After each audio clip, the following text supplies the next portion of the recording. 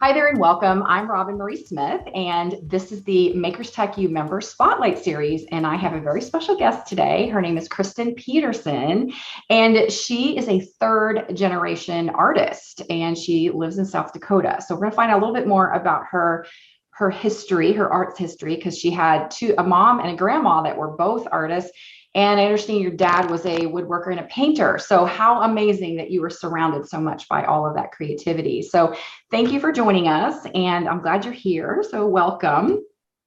And Thank what I thought we would start with is our history and how we met and connected. And I was thinking about it before the interview because I know we go back a ways, but I honestly cannot remember what the first touch point was. Was for most everyone I'm talking to, it's, oh, the Documented Life Project. But I'm not sure that was it. I think it was before that that we connected. So I don't even know if it was just through art and we just maybe found each other through Facebook or blogging. I'm not really sure. I would almost say maybe through blogging. Uh, Hmm. and I feel like when it was you, there were like five of you because it was Art to the Fifth. Hmm. And I actually bought a journal, I think, from Lorraine. Hmm.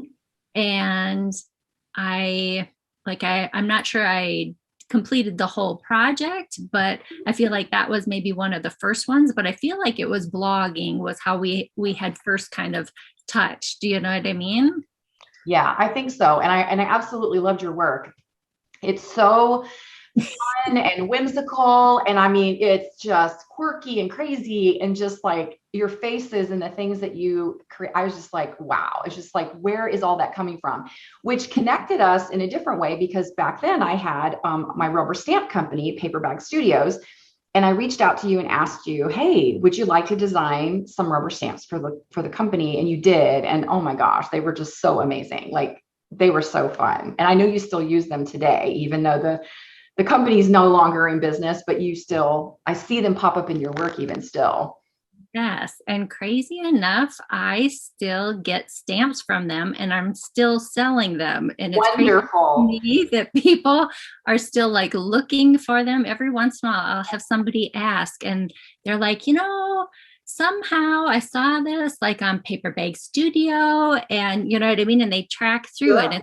It's Yep. so amazing. Yeah. So Well, they're yeah, so thank unique you. and they're so different. Those faces, I don't even know how to describe them. They're just so awesome. But yeah, they're so much fun. So let's talk a little bit about your background and kind of how you got started. I know, like I said, you're third generation, but you grew up in a home that was influenced a lot by art and creativity. Yeah, I feel pretty blessed because like I said, yeah, I'm third generation. My grandma painted, my mom painted. They were both really artsy and crafty. And as a kid, they were always doing something together. And we went to a ton of craft shows and art shows and did just a lot of that. And my parents, bless their hearts, were just super open. Like if I did pottery and clay. It was called the Ark, where I grew up. And they just had like art stuff, arts and crafts like Saturday. So my mom, I'd be like, can I just go to the Ark today? So literally she would take me there. I would go for the day and just kind of go from room to room to room and just do all of the projects that they had there. It was, yeah, I just truly had a great time. But when I got a little older, I just wasn't as secure with what I was making. So, you did all that fun stuff when you were kids. And then, yeah, somehow I just wasn't sure that I would be able to do that. So it kind of took a while. But bless my mom and my grandma, they just kept going to classes and doing stuff. And so when we moved to Laverne, they were like, you need to come and join us. So that's kind of when I hopped back into kind of really being a little bit more serious about art and taking, painting classes and that kind of stuff. And really is just grown from there. Right. And you say too that those foundational skills that you learned in those classes is so important to where you are now, learning the color theory and how you say that you started where you would do a color and then you'd have to look at the color wheel and then choose the next, rather than it being intuitive. But that's where it started for you, and it allowed you to grow and then able to do that on your own. Yes. Share that with us a little bit about how that moved from needing to do that to where you are now. Absolutely. So in the classes that I took, I was fortunate because where I'm living now in Watertown, South Dakota, they actually had like really big name artists that would come in during the summer and teach for like a week. And you know, I would listen to the concepts and the things that were being taught, and it was like, oh, well, I have heard this, you know what I mean? Like my mom and my grandma are like, oh, we got to do, you know, this and this. And I'm like, oh my gosh. So some of the piece would, you know, would kind of start falling into place. And, you know, I was really, like I said, trying to kind of grasp hold of some of those things. And yeah, when you talk about the color wheel, I had taken a class actually from Bob Burridge, and he had an amazing color wheel that you literally, you could just like turn it. I still have one sitting here, but like you said, I would grab a color out of my box from my paints and I would put that down to start. And then literally I would look at the color wheel to see, okay, what are my choices? And then I would go from there until I can just grab and go, and I don't have to look. But it took me a long time to be able to be intuitive with that process. So, well, it works for you now, that's for sure. Yeah. Yes, practice. And I made a lot of, you know, just, I would say a hot mess, but you learn as you go. Every time you do something, you know what I mean? You learn absolutely. Yeah. Well, let's talk about your style, your aesthetic, how you would describe it, and then how it fits with your personality. Oh. I would say I've always maybe been a little quirky. I had, I would say, a really unique sense of style growing up as a kid, and you know how I would kind of dress or whatever. My aunt would say, "Only you, Kristin, can wear that outfit." You know what I mean? So I think I've just always been that way, and it takes again a while to find that sense of style, you know, and kind of what you like. I actually had a card in our art journaling classes that I like to give, that, and it just says why on it. And it's like, well, why do you like this? And you'd say, oh, okay, well, I like it because of the colors. Okay, well, why else? You know, what else do you like? Sorry, my kitty's going to come join us. Okay, is it Bert or Bert? It is Bert. Yep. Hi, Bert. Glad you joined us. That's how they're doing that. They're like, I want attention. Sorry.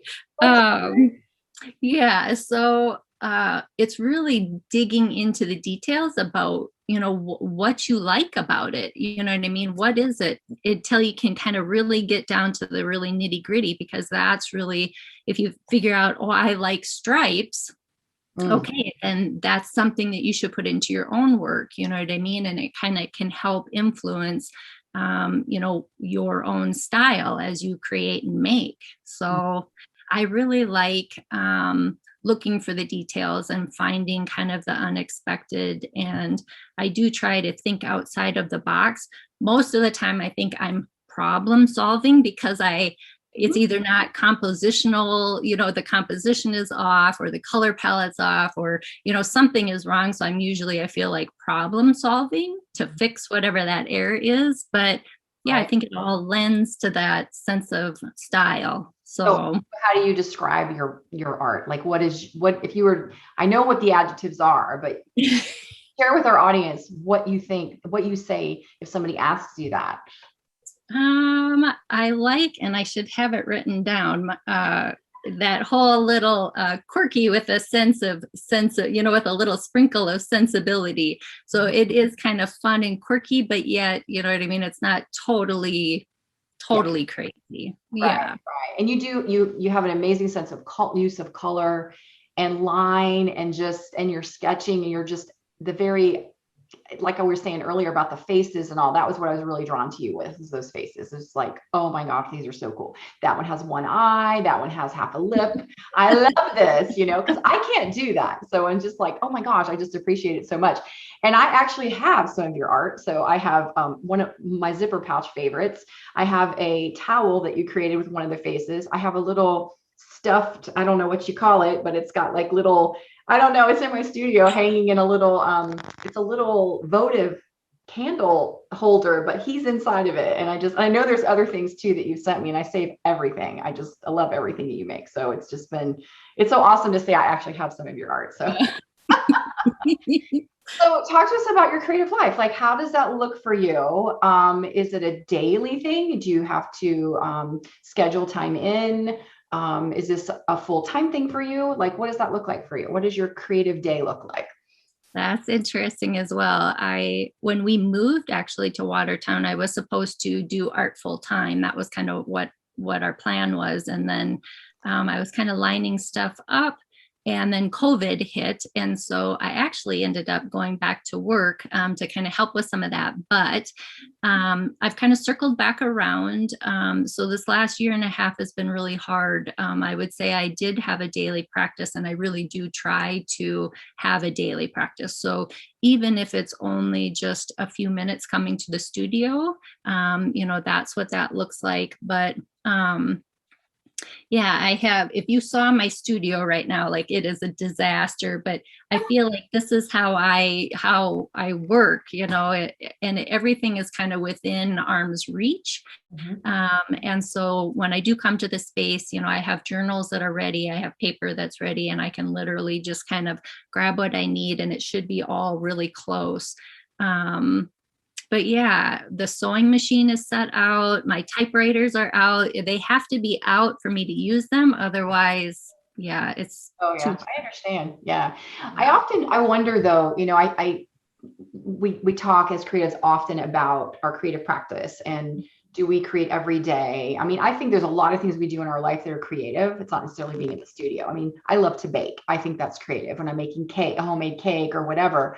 And I just think there's other things. I don't garden, but I know you container garden. So there's other things that we do that are creative in our life, not just always going into the studio. So, but I think about when I hear someone say, well, if I can steal 15 minutes.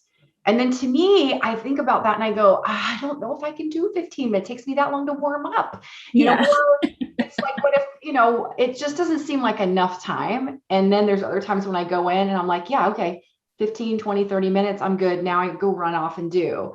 So I think it's probably one of those things where sometimes it works and sometimes it doesn't work as well. So, but yeah. And you've been doing a lot of in-person teaching at a local, tell us about that. I don't remember the name of it, but the local place that you've been teaching.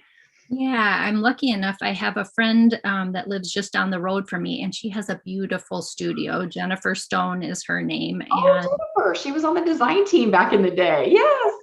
Yes. She lives just down the street from me. Wow. And she has a beautiful studio, lovely space. So bless her heart, she had hosted me just a couple months ago. So I've taught there once. I did one once in August. And then I actually have a couple other local teaching things coming up here. So I'll actually be teaching again this next week. So that should be kind of fun. And yeah, just kind of building as I go, I guess. So yeah. Do you enjoy teaching in person? Oh yeah, I love that. That's probably my favorite. I like the, just the connection with the people and being able to kind of share what I know. Sometimes I feel like it's the how I put things together maybe is, what makes things different. So if I can kind of explain my how to people to expose them maybe to some other different way of thinking, that's what I think makes it worth it. So yeah, there's definitely, it's definitely different teaching in person. I know when I started back before we had Instagram and Facebook, way back when. I loved it. And just that whole community of us all creating together and the energy. And I discovered that I didn't realize that I liked teaching and I was good at it. Like, who knew? I don't know that I could have been a teacher. Like, maybe I could have been a teacher. I don't know. But it was surprising to me. It was just like, and I remember my husband, he would come with me sometimes and he would, kind of lurk in the back and he would be helpful if you need like some of the bigger retreats.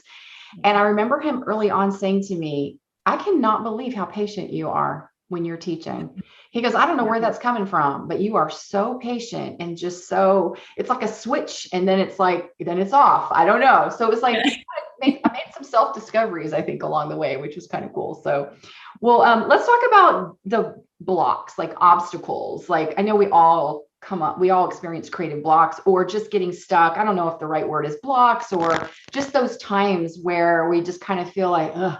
Like, I feel like I'm in that now where I feel like I'm in a season where I'm just struggling to figure out what new thing do I want to create or what do I want to do? And so how does that work for you? Like, what does that look like? And how do you overcome that?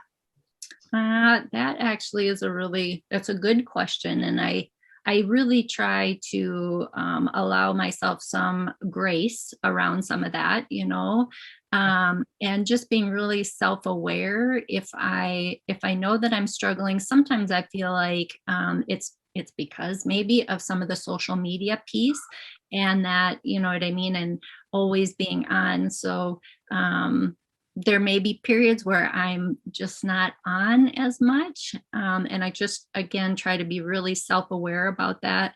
One of the things that I like to do, I feel like collage is kind of one of my little go-to things. So if I'm really struggling, it's like, you know what, just go and glue down a few papers and do some cutting. Yep, do some cutting, put a few things down and call it good. And don't stress about it, and just kind of let it kind of come back. So when I'm really stressed or feel like I'm, not being creative, that is how I just overcome and just and cut and paste and just do some collage. So yeah, it's interesting just in talking with a lot of the members how we all deal with it differently. Like for me, I think something that impacts my creativity greatly is feelings and emotions. I just, and I can't even go in there and just do a little bit of something. Like I have to just be completely separated from it. And then I'll kind of start getting that feeling back that I get. It's sort of like starts kind of in my gut where I go, oh, I'm really wanting to get back in there now. And sometimes it takes a while for me to get there, or I'll go in and I'll just do a little something. I go, no, it's not happening. So it's weird how we all kind of, and I think it changes though, because I think right now for me, I'm in that place right now. And who knows, it could have just been all of what happened last year and just the state of so many things that it's just, I don't know. I can't explain it, but I think we need to see that we're not all alone in that you see people, like you said, social media, it's like, man, they're just cranking out painting after painting after painting. And you're just going, how do they do that? It's like, don't worry about them. Stay in your lane. Sandy and I always say in our podcast, stay in your lane. So it's hard. It's hard to do that.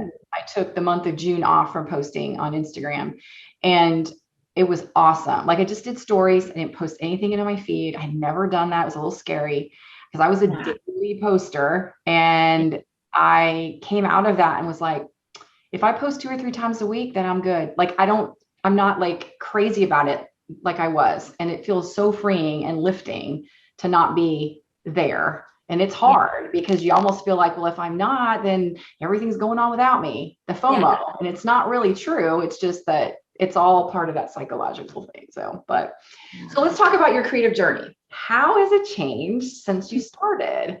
Like, what does it look like now from where you were? And is there anything that you think, oh my goodness, if you had told me 5 years ago, I'd be doing this or creating this, I would have said you're crazy. Like, what does it look like? That is totally easy. If you would have told me that I would be doing, that I would have an online class, that I would be doing video edits, that I would have a really nice website, like all of that. Like I'm telling you, if you had asked me 5 years ago, I would have said, nope, I won't have any of that. telling you. um, yeah, it was really the tech part, like I love creating and I can create and make and stuff, but it was really overcoming all of that technical piece of it. I am really thankful for where I am. I was talking about, because I have been blogging, I think, since like 2009, which is ridiculous at this point, but it's interesting looking back. Like I feel like I've struggled this year with trying to keep up my blog, and there's been, I think, like you said, there was so much emotional everything with what's going on, that it has been a struggle. And I just kind of circled back. I had a really good discussion with a friend of mine, and she was like, you have content out there. Like, what are you talking about? And I was like, what? And she goes, I didn't even know you had a blog. It's like, oh, and, so I've circled back and really looked back through, and it was like, holy cow, like, I really have, you know what I mean? So I've kind of come back around, but it's really made me evaluate what I have, and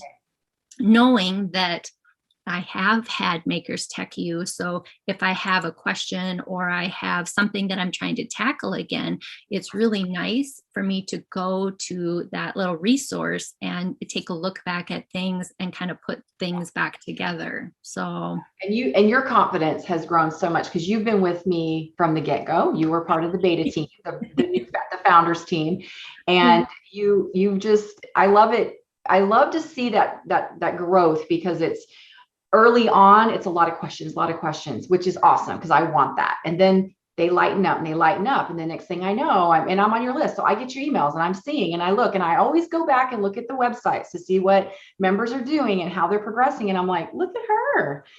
Like, oh, and then she's got an online class. I mean, it's like, and you're doing most of that now all on your own. Every now and then something comes up and you have a question, but for the most part, you are doing that on your own. And it's got to feel empowering to you to be like, okay, never thought I'd ever have that.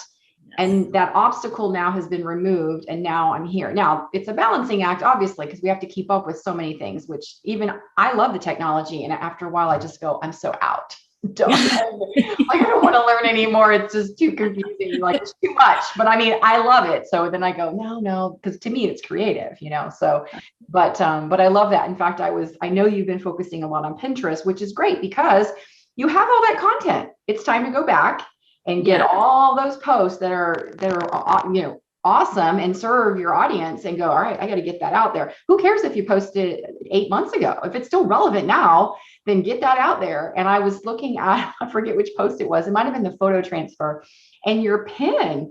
Oh my gosh, your pin looks amazing. And I was like, oh my gosh, she's doing it. I'm so excited. I love it. So I think that yes, there's always that struggle with technology, especially with creatives, because we just, number one, I think that what I've heard a lot from members is I try to do it on my own. I Googled, and then I couldn't figure it out. I got more and more frustrated because I didn't know how to piece all the parts together to make it work. And then you don't even know for sure if what you're hearing or listening to makes any sense, or is it right?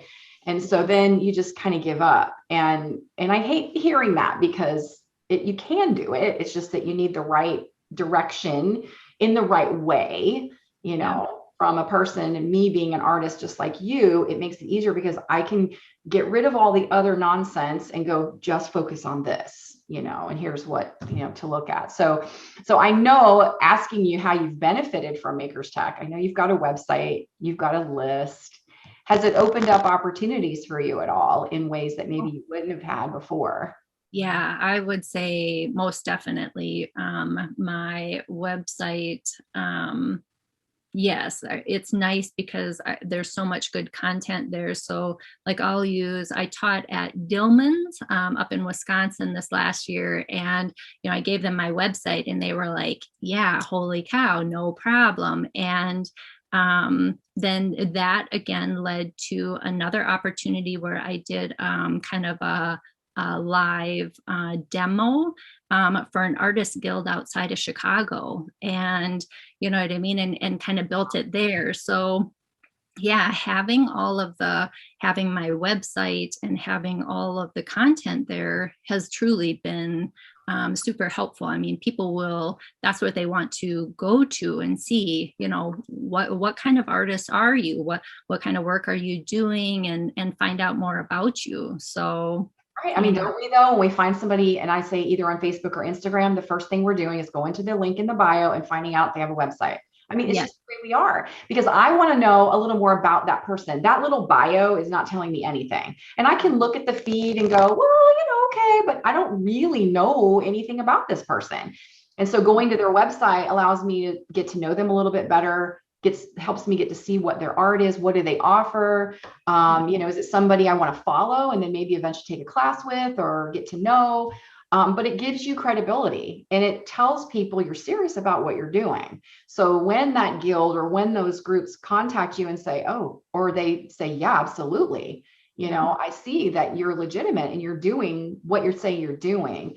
Plus, it's your home base, it's your hub, you know, and so you can send everybody there. And when the Facebook or the Instagram goes down for 8 hours, like it did a couple weeks ago, doesn't matter. You still have that and you still have your list, right? So you've been doing really well with that too, though, and reaching out to your community through the email and all. And how do you enjoy doing that? I know I struggle with the writing part. It's kind of hard, but I'm getting better the more I do it. But do you find that is something you enjoy at all? Or is it just easier for you now that you've got things in place? Yeah, easier now, I would say. I kind of like the creative writing. So like writing the blog or, you know, doing that part I kind of like doing that piece, but definitely easier now. So, and one of the things I have to say, like I just moved from MailChimp to Flowdesk in the last little bit. So kind of navigating that and kind of getting my feet back underneath me again has been a little bit of I had a little hiccup, like making sure my links work, you know what I mean? It's just a different way. But Flowdesk is really nice and it's nice and clean and it's easy to use. And so that part's been good, but yeah. Those initial steps though, it's like, I like to try to tell my members and my students, you won't have to keep redoing this. Now you move to a new platform, granted, but you won't have to relearn the setting up of all of that, you know, because you've already done that part. And it's just getting past that hump and going, okay, I need to make the time to do this and then move forward. I was just communicating with another member today. She's like, it's just time. There's just so many things. I go, you got to start with one thing. Let's start there, make time a little bit each week to do it. And know that it's not something you have to do week after week after week after week. Once you reach that point, then you're done with that part. And she's setting up her email list as well. Then you just email your folks and keep in touch with them. So, so what would you say to somebody who is like, there's all these things and I want to do this and I want to do that, but the technology is holding me back. Can I do it? Is this something I can do? Because you were in that position before. I mean, what advice would you give them? I would say absolutely. What I would say is that, I mean, when you mentioned that you were doing this, I was like, oh yeah, heck, I'm in. I am in because I am dangerous out there. You know, the other thing, like you had talked about that whole, you know, you're trying to fix them. So like I'm thinking of when I was trying to add like my social buttons right onto my blog spot, you know, even getting my little buttons on. Like you Google and you Google and you Google, and until I could find something that spoke to my level, right, of understanding this, it would take forever. And with Makers Tech U, it's really nice because even though there's still a little bit of that techie talk and we still have to understand those main concepts, one of the things that I think is super awesome is that there are videos and that you walk us through each step. So even though I might not completely understand whatever this little piece is, I don't understand this HTML or whatever that code is, you show me this is where it's at, this is what we're going to do, and we're going to put it here. And it's like, oh, I can totally do that. You know what I mean? Like I can do that.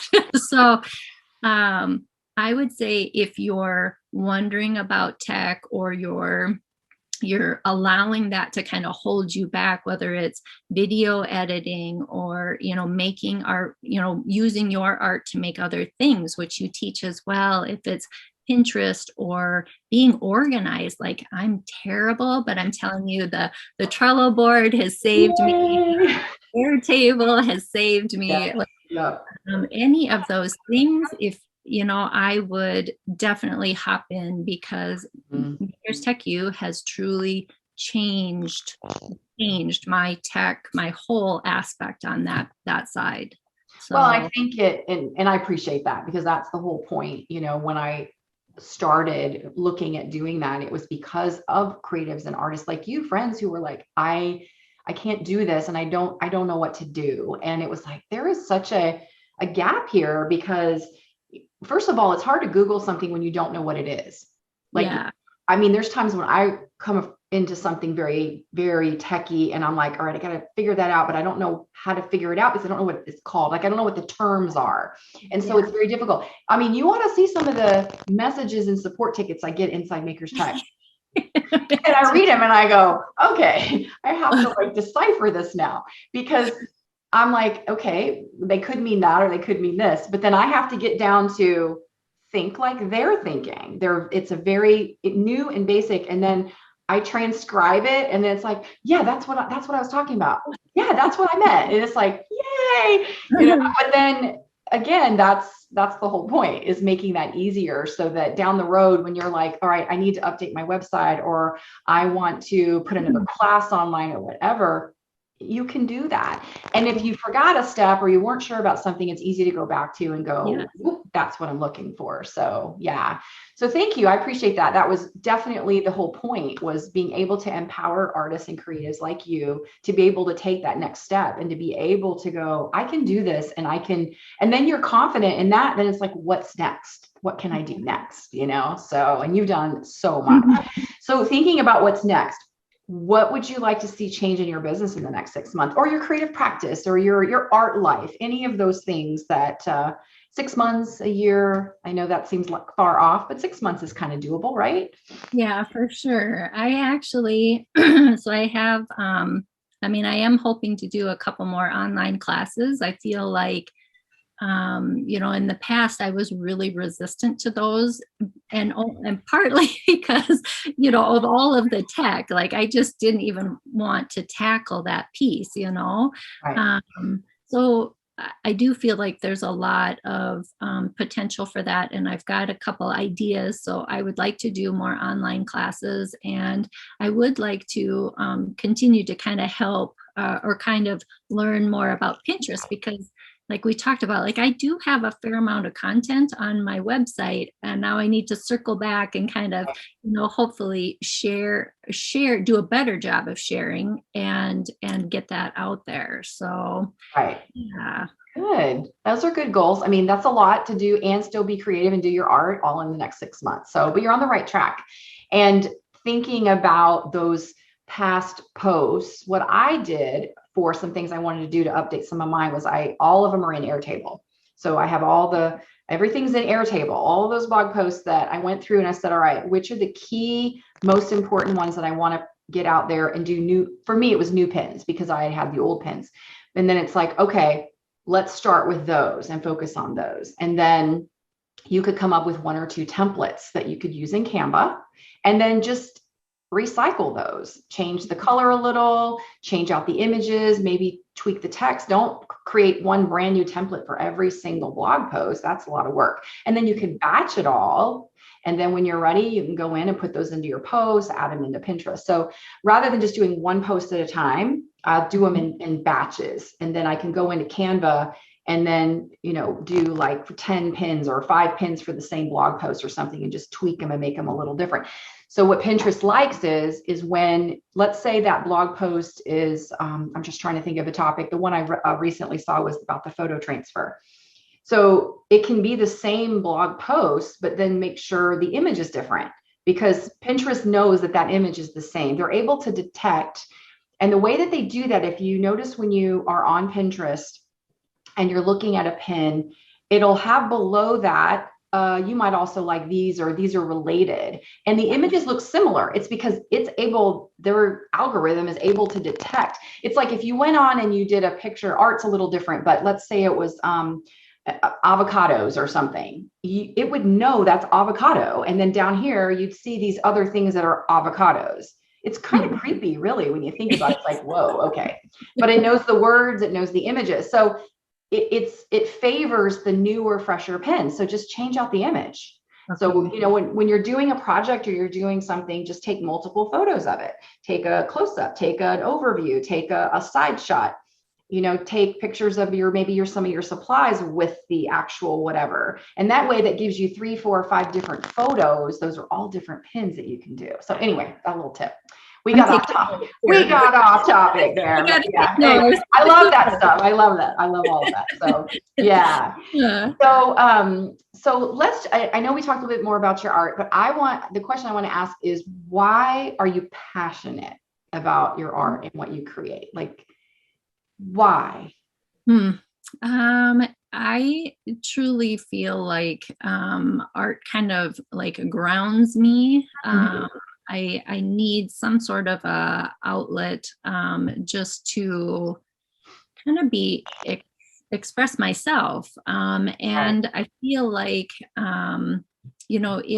it has truly, I have met people, you know what I mean, that, you're always looking for your tribe and your flock, and art has been that for me. I think of the people that I visit with, some I visit with almost daily, you know what I mean? Like, and I didn't have that before. And so truly art has been, I like everything about it, the colors and the concept, and looking at it, and being with others that are like-minded. And yeah, it is truly, I feel like, especially the last year and a half, it has been, even though it's been a struggle for me sometimes to always get to my studio, like it still has been the thing that keeps me together, right. At the end of the day. So yeah. It's like that idea that we can't not create, because that's, I look at it as, I believe that, God created us, and we are a created being. So we're made to create, it's like the idea of bringing something beautiful into the world, something different, to me is just amazing. Like the whole, and I'm not a sculptor, and I'm not an architect or anything, but all of that is creating something with the things God's given us to create something new and beautiful. And I love that. So it's like, you can't not be creative in some way, so, and I love that. And it brought us together. We met each other through that. I think about all the amazing friends that, and I was so excited when we actually have each other's cell phone numbers. That's when you say we're friends, is you had texted me that morning, I guess, when you were down in Alabama with Tiffany Goff-Smith, and it was like, and I was like, oh my gosh, y'all are together. And then you sent a photo, and I was like, I want to be there. So it's just like, even that moment, I felt closer to the whole creative process just by being included in that, here's a photo of us, we're all creating. So it's awesome. It really is. So it's such a blessing that we have it, especially with last year and just all being in our homes. And it just really, I think it opened up doors a lot, but it also taught a lot of us, oh gosh, I need to learn some technology. I'm going to have to do some of this. And one of my things is, and I think out of last year came a lot of the live teaching things. Yes. And I'm saying no to things because it involves live teaching. And I'm just like, am I that person that I help, where I'm saying, just do it, you can do it? And I'm saying, going, no, No, I'm not. The whole live teaching thing frightens me, but I can go teach in person with no problem. But doing it on video in my studio, oh my gosh, no. So I don't know. Maybe I'll overcome that at some point, but right now, so, but anyway. Well, thanks so much for sharing your wisdom, your experience, your art. We'll be sharing links and things in the post. Is there anything you want to share with us that is something you're working on right now? I think you have a club. Would you like to promote your club? Let's do that before we go. Yeah. We have the Ugly Art Club, and the doors will be opening again in January. It's really just about kind of hopefully creating that daily practice and kind of giving permission to create and not have it be Instagram worthy, or, no pressure to post, and to really just try things. Again, I mean, we both know you have to play to learn. So, I have a ton and a half of ugly art. It's full here, I mean, a lot of people don't believe it. They're like, no, you don't. Like, yeah, we do. We have a lot.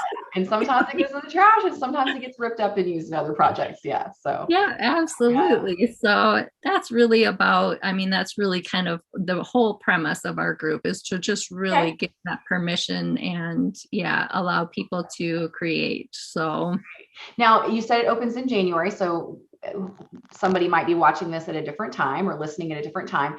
Will the link go to somewhere where they can sign up to be on a wait list, or where they can find out when things go live? Okay, perfect. All right. And we'll see. Sorry. So if you go to theuglyartclub.com, there is a button at the bottom that says join our wait list. So they can just click, and then they'll get Okay, very good. All right. Well, thank you so much again for being here and just sharing who you are in your art world and your creative practice in your life with our viewers and our listeners, because we've got it as a podcast too. So I really appreciate you being here. So thank you very much.